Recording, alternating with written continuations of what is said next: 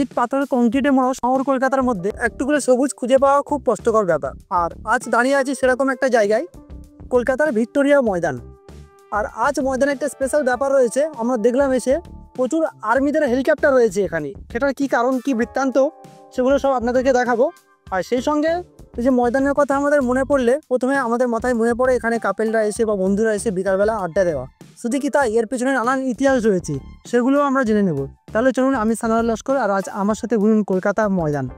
প্রথমেই আলোচনা করি আপনারা ময়দানে কিভাবে আসবেন। ময়দানে আসার জন্য সবথেকে উত্তম মাধ্যম হলো মেট্রো। মেট্রোতে উঠে পড়ুন আর নেমে পড়ুন ময়দান মেট্রো স্টেশন। ময়দান মেট্রো স্টেশন থেকে 1 নম্বর গেট দিয়ে বাইরে বেরিয়ে আসবেন। এই দেখতে পাচ্ছেন ময়দান মেট্রো স্টেশনের 1 নম্বর গেট। 1 নম্বর গেট থেকে বেরিয়ে আপনার বাম হাত বরাবর এদিকে এগিয়ে 2 মিনিট গেলেই ময়দানের মাঠ, আর আপনার ডান হাত বরাবর এদিকে 1 মিনিট গেলেই ইলিয়ট পার্ক, আর ঠিক তার সামনে রয়েছে দ্য 42 বিল্ডিং।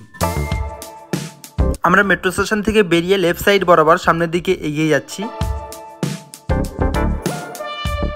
আমরা মেট্রো স্টেশনের এই দিক থেকে হাঁটতে হাঁটতে এগিয়ে এলাম, আর এই কর্নার থেকে লেফট সাইডে 1 মিনিট গেলে ময়দানের মাঠ। প্রসঙ্গত বলে রাখি, আপনারা যখন মেট্রো করে ময়দানে আসবেন, যখন টিকিট কাটবেন তখন বলবেন ভিক্টোরিয়া ময়দানে যাব, কারণ ময়দান দুটো হয়, একটা ভিক্টোরিয়া ময়দান আর একটা হাওড়া ময়দান। আমরা এখন ময়দানের মাঠে চলে এসেছি, আর ময়দানের মাঠে আসার সাথে সাথে দেখলাম আর্মিদের হেলিকপ্টার নামা শুরু হচ্ছে এখানে। এগুলো আমরা একটু পরেই দেখছি, তার আগে আমরা জেনে নিই এই ময়দানের পিছনে ইতিহাস কি রয়েছে। সালটি ছিল 1758, পলাশী যুদ্ধের ঠিক পরের বছর। গোবিন্দপুর গ্রামে ফোর্ট উইলিয়াম বানানো শুরু করেন ইস্ট ইন্ডিয়া কোম্পানি। সেই সময় গঙ্গার পাড় এবং চৌরঙ্গি গ্রামের মাঝামাঝি পর্যায়ে জঙ্গল পরিষ্কার করে তৈরি করা হয় বর্তমানের এই ময়দান। শোনা যায় সেই সময় যে জঙ্গল ছিল সেই জঙ্গলের মধ্যে বাঘেরও উপদ্রব ছিল। শীতকালের বিকাল, আর সূর্যের লাল আলোক আভা আছড়ে পড়ছে, আর এদিকে দেখতে পাচ্ছেন প্রি ওয়েডিং শ্যুট চলছে। ময়দানে এলে এসব তো লেগেই রয়েছে। ছবি এবং ভিডিওগ্রাফির জন্য ময়দান একটি আদর্শ জায়গা, তাই রিলস এবং বিভিন্ন অ্যালবামের শুটিংয়ের জন্য ময়দানে প্রচুর লোক দেখা যায়। ইস্ট ইন্ডিয়া কোম্পানি এই ময়দান তৈরি করার পরে প্রাথমিকভাবে তাদের সৈন্যদের জন্য 5 বর্গ কিলোমিটার এলাকা জুড়ে তৈরি করেন প্যারেড গ্রাউন্ড। স্বাধীনতার পরে এই ময়দান চলে যায় ভারতীয় সেনাবাহিনীর হাতে। জ্যোতিরিন্দ্রনাথ ঠাকুর এখানে নাকি কাদম্বরী দেবীকে ঘোড়া চড়ানো শেখাতেন। 1902 সালে কলকাতার এই ময়দানে তাঁবু খাটিয়ে বায়োস্কোপ দেখাতেন Jamshedji Framji Madan. Indian cricket history শুরু হয় এই ময়দান থেকে। সালটি ছিল 1804। ইস্ট ইন্ডিয়া কোম্পানির কিছু সার্ভেন্ট এই ময়দানের মাঠে 2 দিনের একটি ক্রিকেট ম্যাচ খেলেছিল, আর সেটাই ছিল ভারতের প্রথম ক্রিকেট ম্যাচ। ময়দানের মাঠ থেকে বাইরে দেখতে পাচ্ছেন দ্য 42 বিল্ডিংটা দেখা যাচ্ছে। আর চলুন এখন আমরা জেনে নিই এই ময়দানের আশেপাশে কোন দিকে কি রয়েছে। আপনারা ময়দানে ঘুরতে এসে আর কি কি ঘুরে দেখতে পারেন একসাথে, চলুন সেগুলো জেনে নিই। দেখতে পাচ্ছেন ময়দানের দক্ষিণে রয়েছে ভিক্টোরিয়া মেমোরিয়াল, যা ময়দানের একদম কাছেই। এই মাঠটা পার করলেই ভিক্টোরিয়া মেমোরিয়াল। আপনারা ময়দানে ঘুরতে এলে ভিক্টোরিয়া দেখতে পারেন। মূলত ভিক্টোরিয়াটি ময়দানের মধ্যেই অবস্থিত। ময়দানের মাঠেই দেখতে পাচ্ছেন আর্মিদের কত হেলিকপ্টার রয়েছে। একটু পরে এখানে কোনো একটা প্রোগ্রাম হবে, আমরা তখন দেখবো সেগুলো, তাই ভিডিওটি অবশ্যই শেষ পর্যন্ত দেখবেন। দেখতে পাচ্ছেন দূরে হুগলি সেতু তথা প্রিন্সেপ ঘাটের ব্রিজটা দেখা যাচ্ছে, তাই আপনারা ময়দান বা ভিক্টোরিয়াতে ঘুরতে এলেন কাছাকাছি প্রিন্সেপ ঘাট থেকেও ঘুরে আসতে পারেন। আপনারা ময়দানে এলে এর কাছাকাছি আরও ঘুরে দেখতে পারেন বিড়লা প্ল্যানেটোরিয়াম, এবং আরও একটি এগিয়ে গেলে আলিপুর চিড়িয়াখানা এবং ন্যাশনাল লাইব্রেরি। এছাড়াও আপনারা পূর্ব দিকে এগিয়ে গেলে পার্ক স্ট্রিট এবং ইন্ডিয়ান মিউজিয়ামও ঘুরে দেখতে পারেন। ময়দানের উত্তর দিকে আপনারা ঘুরে দেখতে পারেন ইডেন গার্ডেন মনুমেন্ট, এছাড়া মোহনবাগান ইস্ট বেঙ্গলের মাঠ তো রয়েছে। তাহলে বুঝতে পারছেন ময়দান কত একটা গুরুত্বপূর্ণ জায়গায় অবস্থান করছে। ময়দান প্রায় কলকাতার মাঝমধ্যখানে অবস্থিত আর সবুজে আবৃত, তাই ময়দানকে বলা হয় কলকাতার ফুসফুস। গ্রীষ্মকালের বিকেল বা শীতকালের যে কোনো সময় ঘুরতে আসার জন্য ময়দান একটি আদর্শ জায়গা। ময়দানের চারিদিকে যতগুলো স্পট রয়েছে সব আলাদা আলাদা ডেডিকেটেড ফুল ভিডিও আমাদের চ্যানেলে আপলোড করা রয়েছে। আমি এই ভিডিওর ডিসক্রিপশন বক্সে দিয়ে দেবো, একবার চেক করে নেবেন।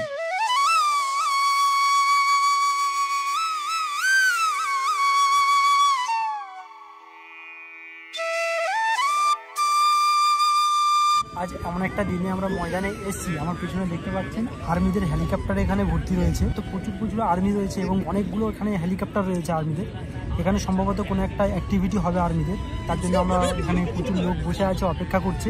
কি হয় দেখবো এবং সেটি আপনাদের সাথে শেয়ার করব। এখন হেলিকপ্টারগুলো সব প্রসেসিং চলছে, সম্ভবত এগুলো সব উঠবে কিছুক্ষণের মধ্যে।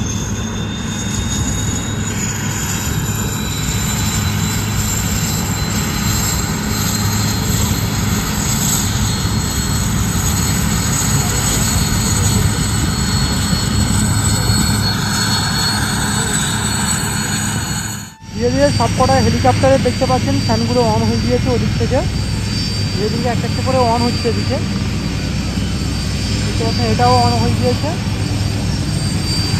আর একটা আছে এটা এটা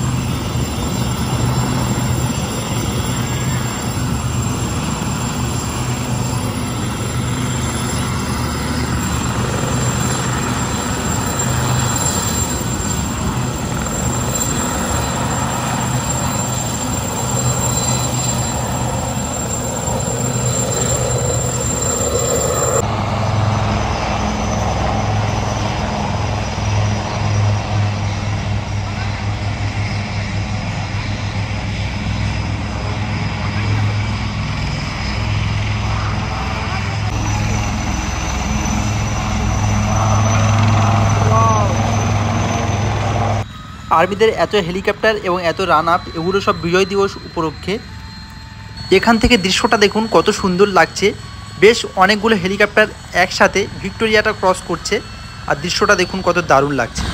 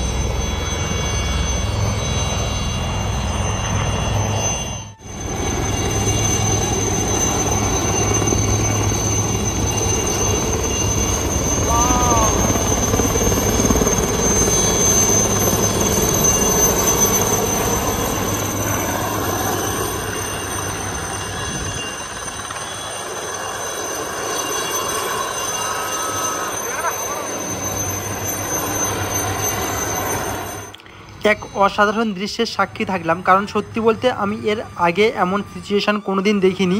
আমার খুবই ভালো লেগেছে।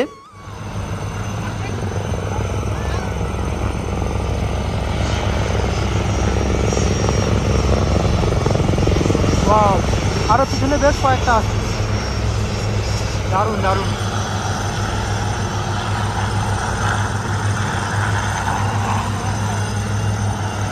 এক অনন্য অভিজ্ঞতার সাক্ষী থাকলাম।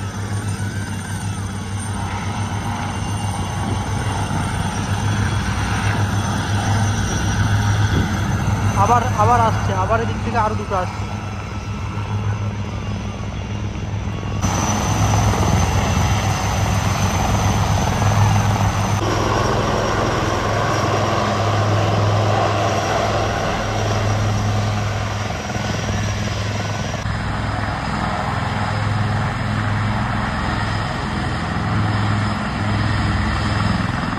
তাহলে বন্ধুরা, আমি ময়দান সম্পূর্ণ ঘুরিয়ে আপনাদেরকে দেখালাম আর আজ এক অনন্য অভিজ্ঞতার সম্মুখীন হলাম।